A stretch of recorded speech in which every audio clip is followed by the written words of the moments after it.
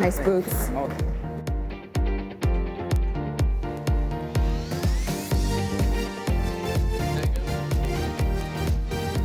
Bang, bang. Here we go. Woohoo. Mic check. Mic check. All right. Hello, Fargo. Here we go. Okay. So thanks for the intro, Cody. That was really nice. Really warm welcome here we've had since, I think it's been, 6-7 years since M25 has been coming to North Dakota looking for deals. I'll do a quick intro for those that haven't met us yet on just M25 and myself, and then we're going to hear the same from Bryce. So at a high level, we are dirty capitalists that love to make money investing in companies, especially early stage software companies and digital companies that we think can have the potential to be the next unicorns coming out of the Midwest region.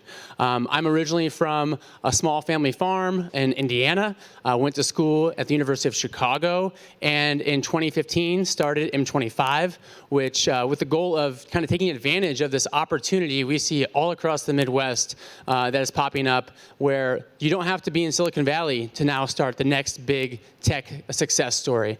And so North Dakota is an area we've seen a lot of that now popping up. We've made 2 investments, as Cody mentioned, last year, and one of which our first was Bryce with Pavewise. So Bryce, can you give us a little bit, maybe just the 60 seconds on what Pavewise is as we started off, and then we'll go into a little bit more of your background a little bit. Yeah, so Pavewise is a construction tech software.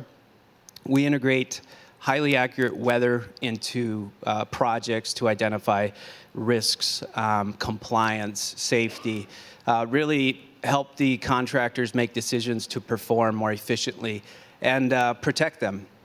A lot of construction is weather-based, so we can help them identify the risks in the future, ground truth, what happened to show this condition happened, we weren't able to work in it. For example, the hurricane down in Florida, we had units down there showing the wind speeds, the impacts, the projects on site, timestamp. So we're a compliance and insurance tool and an automation tool for users to adapt technology and be more successful. The biggest thing that we try to do is give users in the field that are busy building these roads time back to do their jobs by automating the data in the field.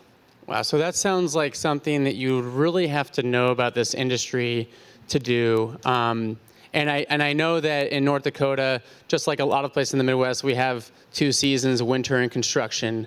So you're situated in the heart of construction country. Can you tell us how you got started, maybe how this kind of first appeared as an opportunity? I know and maybe just even where you're from. I know you're from just down the road, right? Just down the road. Okay. That's the North Dakota saying, right? Just down the road. I grew up in North Dakota, up along the Canadian border, 3rd generation construction. I grew up into construction. I learned from a very young age to work hard, and I was always pushed by my dad and grandpa to get out of construction and find a more business-orientated job. But I was always attracted to building things with my hands. As I developed more and more of that, I seen that the industry needed to make advancements in technology. So within the construction company that I owned and the consulting company, I started developing these technologies to help us be more successful. And not realizing that this was an industry problem until about 2-3 years later when we started running it for other companies and kind of, researching, is this just us with this problem or is this real? And that's when we kind of transitioned into, let's make a business out of this. So it was a lot of experience. It was hands-on. It was a pain that I was trying to solve with our company and with our customers as a consultant. When you first decided to take the step to actually form Pavewise, maybe talk about what resources you had, if you had any funding opportunities before the seed round, just kind of some of the steps that you did to get that really, off the ground. So my wife and I, Brittany, who's in the back there, she's the co-founder. We had a successful construction company and a consulting company. We decided to liquidate those and go all into the software company. So we bootstrapped it originally. We didn't know what the heck we were doing. I didn't know what venture capital was. I didn't know what SaaS. I had no idea. I was reading all kinds of books. We found the generator. There was a poster at one of the coffee shops, generators coming to town, come pitch your idea. I went and pitched my idea. They gave a lot of good feedback, and pretty soon we were in that program, and that's where it really started. That's where everything started to bake, and we started to figure out, okay, we got to build this. We got to make this executive summary and all these processes kind of in place for us. And that's really where it all started. And that's, the beginning of the Pavewise story right there, honestly. So I'm going to kind of intersperse some of Bryce's story with maybe, just introducing like venture capital, what we do, and kind of how we look at things. So, we see about 2,000 deals a year.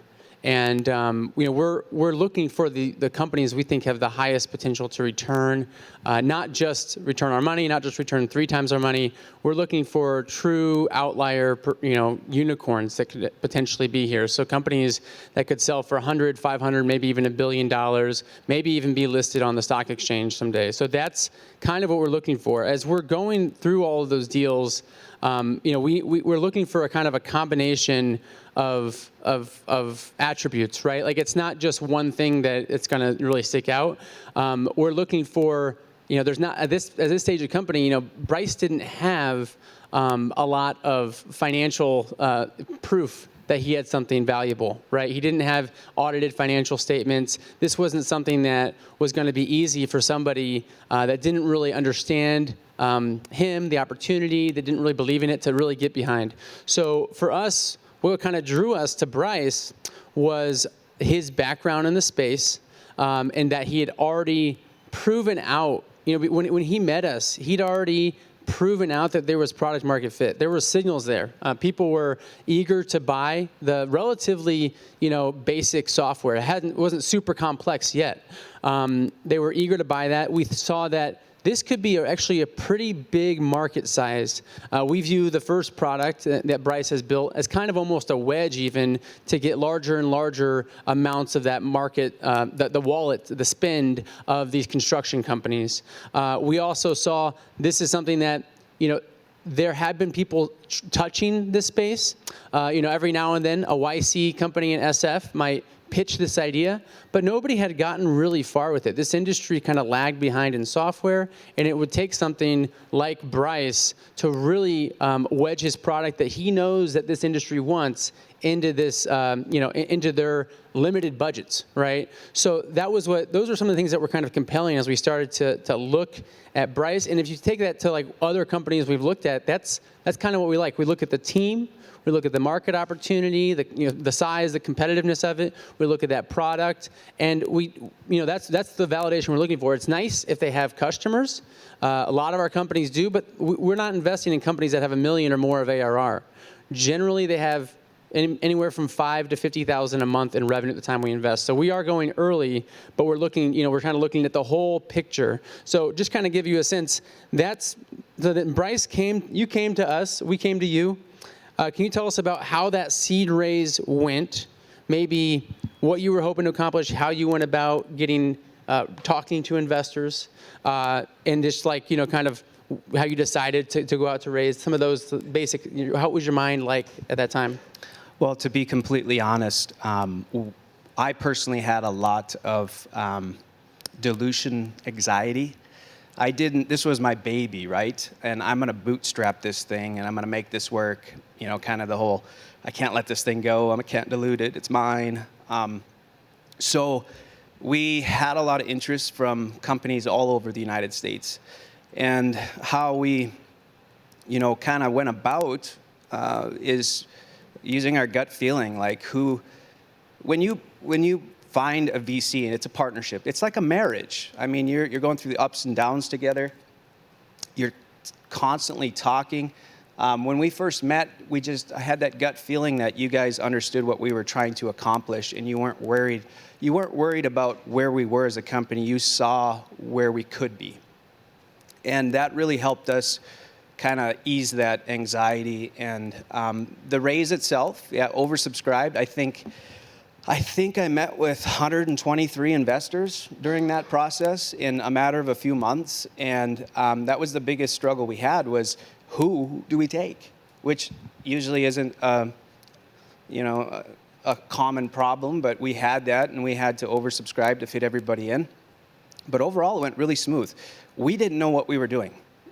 We trusted our lawyers. We trusted people that we knew to kind of guide us with their knowledge on what to do, and it went really good from my experience. Well, 123 investors. I know we don't have that many investors that came in. I know we didn't turn down 123. Must have been at least 100 that said no. Or didn't get back to you. Well, a lot of it were too early. So they're interested in the space. It's really what they call it's not sexy. It's construction, right? But it's a huge, you think of the infrastructure industry and all the building that needs to be done and how far behind this industry is. There's a lot of sexiness to it, really, from an investor standpoint. So a lot of them were just dabbling and trying to figure out, who are you? What are you doing? But you're not quite ready for us yet. Yeah. So. And I know you had a couple term sheets, and I know I'm in the room, but can you tell us why did you ultimately choose to go with M25 as your lead investor? I can plug my ears while you guys hear this. Yeah, so, some people thought we were absolutely crazy for taking, no, not for choosing you guys, but we had offers that were actually higher for term sheets. And I sat down with Brittany, my co-founder. I'm like, listen, I just have a gut feeling these are the people that we need to partner with. And she trusted that feeling, and I am so glad that we went with you guys. Well, thank you. Did you get that recorded, Brittany? I'm going to use that. I'm going to put that on our website. No, it really helps. And then maybe I just do a little snippet of what it's like working. We can each kind of like to actually through that like closing of that deal and like what that's like. I think for us, we're often kind of the first institutional investor to come into a company. A lot of times they've raised from an accelerator, maybe friends and family, but we might be the first institutional investor. And so there are some things that can cause a little bit of tension, or just like it's difficult to get through. If the company, for example, if you've set up as an LLC early on, which can make sense, we're going to require you to become a C Corp. If you've maybe set up, we might like, hey, you need to have employee agreements, and you maybe have never really set those up in a way that makes sure like IP is assigned to the company. So there are some things that it can, you think about this, working with an investor from a couple states away that you haven't spent years and years with this, you've only maybe had a couple months of interactions with. There's a lot of trust that you have to build quickly in that process, because you're giving away some control, some ownership of your company. And so were there any hard parts, or was it pretty easy getting through that on your end? So we going through the accelerator with Generator, they literally work on due diligence. So we had a really good start. We were transitioned into a C Corp. We did have we had to liquidate a few of our other companies and their assets, and some of the patents transferred. But other than that, I think it took 3 months, and there wasn't any real big hiccups besides the fact that we didn't know who we all wanted to take, and getting everything on paper and deciding. I was very surprised on how efficient it went. There was nothing that really jumps out at me that's like, that was horrible. It went really smooth, and I think between the team and the lawyers and everything, it was a really smooth process. Do you have any like advice? If you look at yourself when you were just getting started, there might be some of those, Bryce's and Brittany's in the room right now, from a year and a half or so ago, or 2 years ago. What would you give to them as maybe you're thinking about taking on their very first capital from friends and family, or if they're thinking about going out for a seed raise? Would you say, hey, we definitely did this right, or we definitely did this wrong? Yeah, you have to really evaluate and do a gut check of what do you want to accomplish as a company. We knew that we needed the guidance and the partnership of a venture capital company to help us excel, not just with capital to grow our team, but just like transfer that knowledge of this is what we need to do. And that's what I love about having you and Mike and on the team. We have weekly, bi-weekly meetings. This is where we're at. This is what we need to do. And sometimes it's not all sunshine. You know, it's hey, listen, you got to step down, or you got to start grinding on converting these sales. Like it's a real gut check. So if you are in that position, think about where you want to go as a company. How fast do you want to move?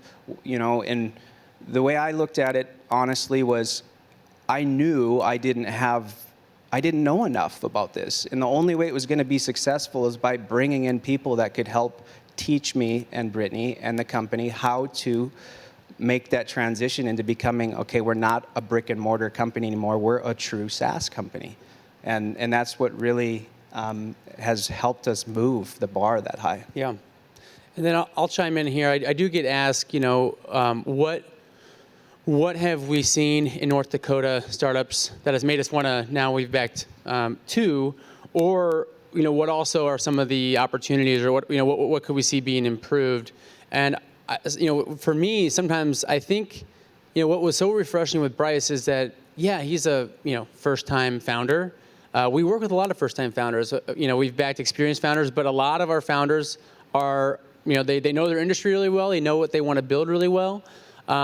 They've got some great customer experiences already, but they haven't done a venture-backed startup and raised millions of dollars and you know, sold their business for $100 million or something. You know, that's, you know, that we can't expect that from everybody. And so we're used to working with that, but it was really refreshing to see that Bryce knew he wanted to take his business to another level.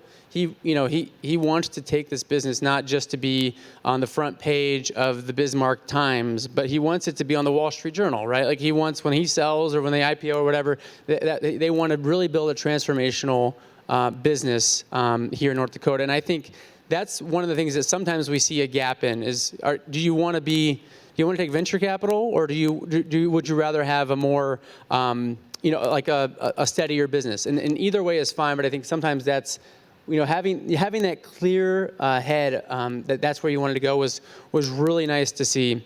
And just one thing that kind of I point at, like, you know, you really have to kind of figure out where you want to be with that. I do see it's already 5 after where we're supposed to go, so I think that's where we go. Well, suppose we best be going. You betcha. You betcha.